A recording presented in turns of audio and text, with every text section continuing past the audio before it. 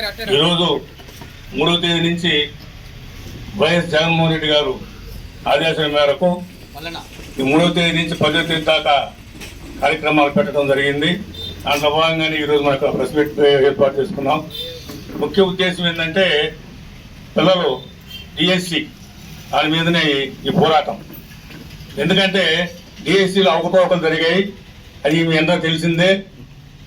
Merit ఉన్న ఉద్యోగస్తులకి చదివిన వాళ్ళకి ఉద్యోగాలు లేకుండా ఆయన పాదయాత్రలో లోకేష్ బాబు పాదయాత్రలో తిరిగిన వాళ్ళకి ఉద్యోగాలు ఇచ్చారని పెద్ద దుమారం రేగినా కూడా లోకేష్ బాబు దాని గురించి స్పందన లేదు. అందుకని వైఎస్ జగన్మోహన్ రెడ్డి గారు ఈ కార్యక్రమాలు చేపట్టడం జరిగింది. ఎందుకంటే మొన్న పేర్నాని గారు చూపించారు, మెరిట్ వచ్చిన అతనికి ఉద్యోగం లేదు, మెరిట్ లేని వాడికి ఉద్యోగం వచ్చింది. అదే నిదర్శనం.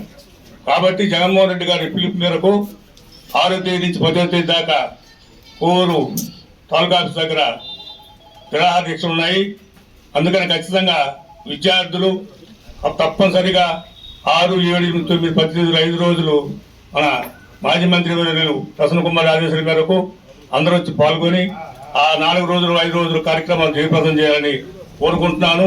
ఈ కూటమి ప్రభుత్వం వచ్చిన తర్వాత ఈ 26 నెలల్లో అన్నీ అవకతవకలే. చెప్పిన వాగ్దానాలు ఒకటి కూడా చేయకుండా ఏదో మోసపూరిత మాటలు చెప్పి ఇంటింటి ప్రచారం మొదలు పెట్టమని చెప్పారు బాబు గారు. ఏం చేసినా మొదలు పెడతారు? మీరు ఇచ్చిన వాగ్దానాలు ఏమి జరిగాయా?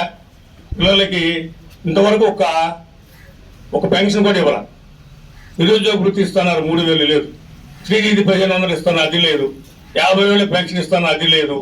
ఏమి లేకుండా ఇంటింటికి మేము బ్రహ్మాండంగా చేసాము చెప్పడం అనేది ఇది ఆశాస్పదం. అనవసరమైన ఖర్చులు. ఎన్నో కార్యక్రమం జరిగింది, మీరు చూసే ఉంటారు. భోగాపురంలో ఎన్ని వేల కోట్ల ఖర్చులు. తర్వాత పోయిన సంవత్సరం యోగా దినోత్సవం జరిగారు, 2,000 కోట్ల ఖర్చు. అనవసరమైన ఖర్చులు పెడుతున్నారు కానీ అభివృద్ధి కార్యక్రమాలు ఏం చేయకుండా కూటమి పాలన ఏదేదో మోసపూరిత మాటలు చెప్పి కాలపోనుకుంటున్నారు. రాబోయే రోజుల్లో బుద్ధి చెప్తారని అవకాశం ఇచ్చిన పెద్దలందరికీ ధన్యవాదాలు, సెలవు తీసుకుంటున్నాను.